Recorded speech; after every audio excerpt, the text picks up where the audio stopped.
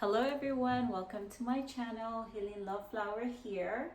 Today I'm going to be talking to you about the global water crisis. And before I get to the crisis, however, I just want to bring up a little fact here. 70% of our body at least 70% is consist of water. So the power of water is very important. I did videos before regarding clean and safe water, and now I just want to touch on the crisis around the globe, what's happening. About 2 billion people are living their lives without access to safe water. And 2 billion, that is a lot. And every 2 minutes, a child dies from water related diseases. And the top related disease from these deaths are reported as diarrhea, or it's reported as diarrhea. And about 500 million women and children spend over 200 hours a day collecting water. Now that is a lot. It's a lot for women and children to be put through in their lives. Pretty much a lot of these women, they're going through their lives without enjoying lives. They're just fetching water just for survival. Now, I had to fetch water back home when I was growing up, because at some point in time we had water shortage, so I had to go collect water. So I know a thing or two of collecting water, of having to collect water for a living. And I know in different parts of the world they collect water in different ways. I believe in some parts of Asia, the women or the children carry their buckets like on the shoulders. They have different ways, but I just want to demonstrate here. You're probably wondering why I have a bucket here. I have a bucket full of water. As you can see, I am going to demonstrate of how I carried water. Yes, how I carried water when we were experiencing this water shortage. So my country, at least, or where I was born and raised, I should say, because there shouldn't I'm a citizen of the world. That's how I see myself. But I was born in Sierra Leone. So what we did, or what I was taught, is you take like a scarf and then you move your finger as such, and then you go around. And what they do with this scarf, like they create a cushion for their head, because the folks back there, you could carry it with your hand. Some people did, if you're strong enough to do that. But a lot of the kids, and of course women and men as well, carried water on their heads. So that's what I'm going to attempt today. I haven't done that in ages, so bear with me as I attempt this. So this is a cushion that they create to put on top of their head. So do it as such. Yeah, I'm messing up my funky hairstyle here. But see, you put it here because the water is so heavy, resting it on your head, it causes a lot of, it's very painful if you try that.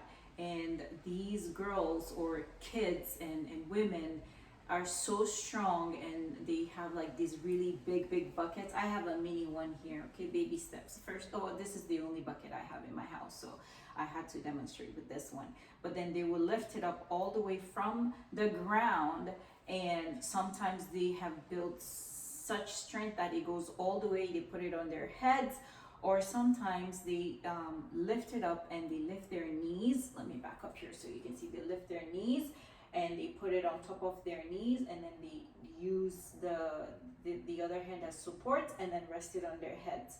And they can go miles and miles to their home from where they have to go fetch this water.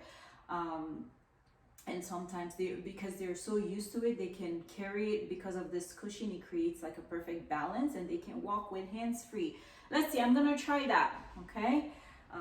All right, let's go. I'm gonna do it the easy way. So as you can see, there's water here, so I am not making this up. And I hope my yoga and push-ups has been working. Yay! So it's on my head. Okay, it's shaky. I'm a little bit nervous, but hang on. Let's see if I can let go of it for even a second. Okay, I'm concentrating here. Deep breath. Okay, I am letting go. Ah! I did it. Okay, I didn't have a oopsie. All right, so I'm gonna bring it back down. So this is my demonstration of how I did it when I was growing up, when we needed to go get water. And yeah, so now that I brought a little, demo for you, I want to suggest a couple of things, or maybe what we can do to help each other out, because we might think that we in the developed countries, or since we have abundance with water, we are not going to be affected in the future, or not being affected now. But having these statistics, knowing that other people are suffering in the world, having something that sometimes we are wasteful, we waste without even being conscious of, because of our daily routines. I'm bringing this as a consciousness to help, whatever you can do to save water. For example, how I started, just little things. When you're brushing your teeth, turn off the tap, only open it when you need to use it. I practice consciousness on a daily basis when I'm in the shower. Sometimes if you're taking a nice hot shower, you stay there. You might want to stay there forever and enjoying yourself, but as soon as I'm clean and I'm done, what I needed to do is done. I remind myself, hey, you're wasting water. People don't even have this to drink. So that brings me back into consciousness, and I save, and we can call upon people, to help out with whatever they can. I know there are organizations out there. I'm not affiliated with any to recommend, but do your research if you want to donate and help out and volunteer with things that you can do to help with safe and clean water for people, and how to really reserve this valuable resource that we have, that we so take for granted. But it's for everyone, and we need to make sure we think we're not affected. We're all connected, whether it's in developed countries or here. Let's put our hands together and help Mother Earth, because it's giving us so much.